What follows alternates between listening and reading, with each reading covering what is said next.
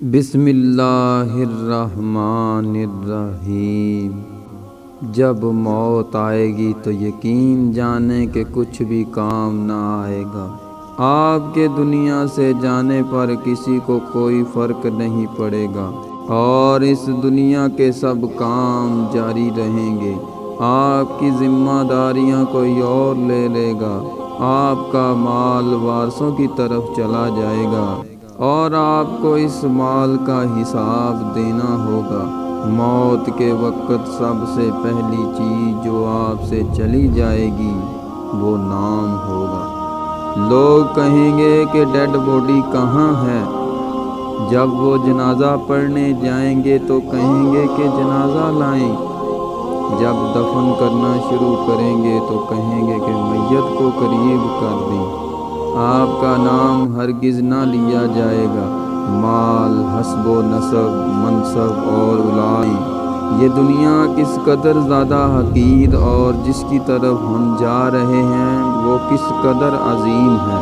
آپ پر غم کرنے والوں کی 3 اقسام ہوں گی۔ نمبر 1، جو لوگ آپ کو سرسری طور پر جانتے ہیں وہ کہیں گے ہائے مسکین، اللہ اس پر رحم کرے۔ نمبر 2، آپ کے دوست چند گھڑیاں یا چند دن غم کریں گے، پھر وہ اپنی باتوں اور ہنسی مذاق کی طرف لوٹ جائیں گے۔ نمبر 3، آپ کے گھر کے افراد کا غم گہرا ہوگا، وہ کچھ ہفتے، کچھ مہینے یا 1 سال تک غم کریں گے اور اس کے بعد وہ آپ کو یادداشتوں دیں گے۔ لوگوں کے درمیان آپ کی کہانی کا اختتام ہو جائے گا اور آپ کی حقیقی کہانی شروع ہو جائے گی اور وہ آخرت ہے۔ آپ سے زائل ہو جائے گا آپ کا حسن، مال، صحت، اولاد۔ آپ اپنے مکانوں اور محلات سے دور ہو جائیں گے۔ شوہر بیوی سے اور بیوی شوہر سے جدا ہو جائے گی۔ آپ کے ساتھ صرف آپ کا عمل باقی رہ جائے گا۔ یہاں یہ سوال پیدا ہوتا ہے کہ آپ نے اپنی قبر اور آخرت کے لیے ابھی سے کیا تیاری کی ہے؟ یہ وہ حقیقت ہے جو غور و فکر کی محتاج ہے، اس لیے آپ اس کی طرف توجہ کریں۔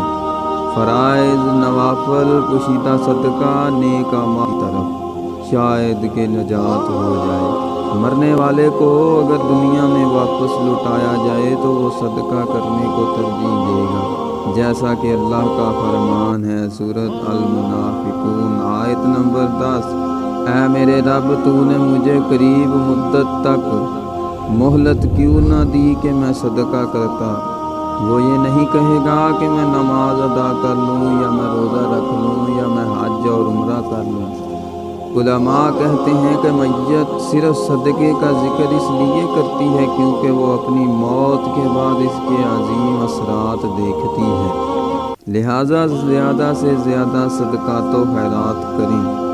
آپ خیر خواہی اور اخلاص کی نیت کے ساتھ اس ویڈیو کو دوسروں تک پہنچائیں، کیونکہ اچھی بات کہنا بھی صدقہ ہے۔ اگر آپ اس ویڈیو کے ذریعے لوگوں کو یاد دہانی کروائیں تو قیامت کے دن اسے اپنے ترازو میں پائیں گے۔